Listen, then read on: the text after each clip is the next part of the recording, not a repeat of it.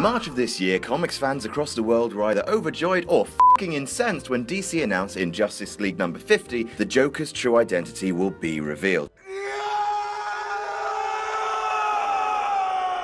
It's on sale in May, and by the time this goes out you might already know, so don't spoil it in the comments, there's a good chap. Now whether this reveal is a good idea or a bad idea, it's certainly a blockbuster announcement. One of the greatest things about the Joker has been his total lack of backstory. It makes him more ethereal, unsettling. Alan Moore has provided a sketchy, unreliable telling in the lauded Killing Joke, and while the whole Red Hood falling into a vat of acid thing has pretty much become canon, no one knows his actual origins for sure. As the uncertainty comes to an end, let's look back at one of the greatest portrayals of Mr. J of all time and theorize about where he came from. I'm Adam from WhatCulture.com, and here are 8 theories about the origin of Heath Ledger's Joker. Number 8, he's a former soldier. In The Dark Knight, Ledger gives 2 conflicting accounts of where he got his scars, and we'll get into those. But here's a theory that's seen great traction on the internet. In the film, the Joker says that if a truckload of soldiers will be blown up, nobody panics because it's all part of the plan. A throwaway example, or a clue to the Crown Prince's humble beginnings, as a soldier,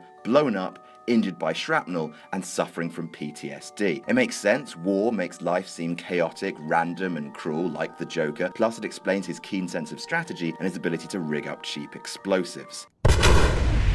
Number 7, he's an Arkham escapee. The Dark Knight had one of the coolest marketing campaigns of all time, complete with scavenger hunt, hidden phones, and scores of auxiliary material. One of the tie-in releases was a book called The Dark Knight Manual, featuring police files from the Gotham City PD, some of which questioned where the Joker came from. One said he might be a soldier, and another put forward this theory that he was an escaped patient from Arkham, one of the men experimented on by Dr. Crane. After all, the trilogy has one long continuity with Scarecrow in all of them, and maybe the Joker was one of the, quotes, crazies to receive too great a dose of Crane's medicine. Number 6, he was an employee at Haley Brothers. The third option raised by the GCPD was that, just maybe, the Ace of Knaves was a former employee of the Haley Brothers Circus. Fans of the comics or of Batman Forever, though that is a more limited pool, will recognize Haley Brothers as a spiritual birthplace of Robin, aka Dick Grayson. The circus was home to the Flying Graysons. Dick's family and their murder by corrupt crime bosses set him on his course of vigilante justice. The theory states that not only would working at the circus give the Joker the whole make-up shtick, but also his connections in the criminal underworld. Considering that corruption was rife at Haley Brothers, maybe he would just be a lowly clown and witness something that he shouldn't have, so the mobsters gave him that Chelsea smile. Number 5, it's all about his father. So now we get into what the Joker says about himself, and there's one thing you can be sure of: you can't trust a man who laughs.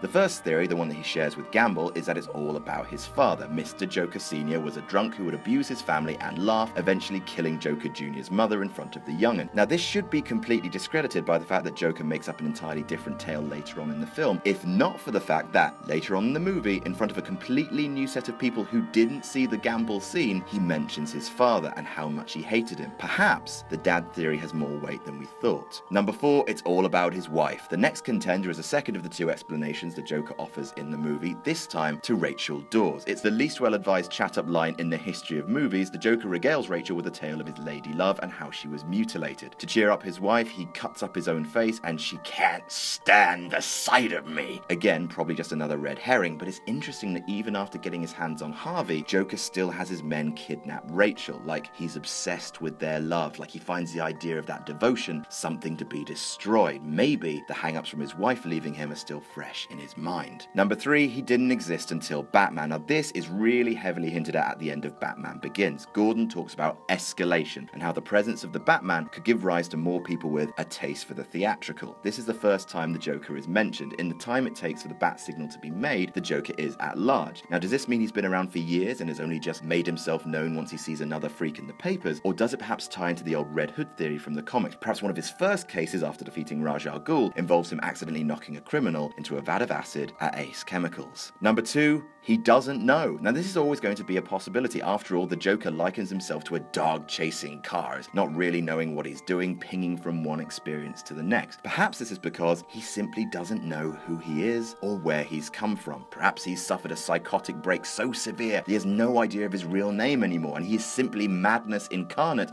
trying on origins like a new suit, seeing which one fits him best. This theory fits the Joker character perfectly, that he is a man born of the cruelties of this world and nothing else. No backstory, no history, just a madness of the here and the now. And number 1, he's the Fight Club narrator. Okay, this one's nuts, but it's fun, so why the not? It's a theory that's been doing the rounds that the narrator, played by Edward Norton, that nameless character after the events of Fight Club, becomes the Joker. Now let's look at the evidence, he said with all the quotation marks in the world. There's the obvious psychosis. Both characters have bad relations with Dad, a disdain for money and big business, and a proclivity towards watching the world burn. They also both have an army of loyal and crazed followers. Perhaps, just perhaps, Project Mayhem decide to take their fight to the streets of Gotham. Also, the narrator shoots himself in the cheek at the end, causing massive scarring across his mouth. Coincidence?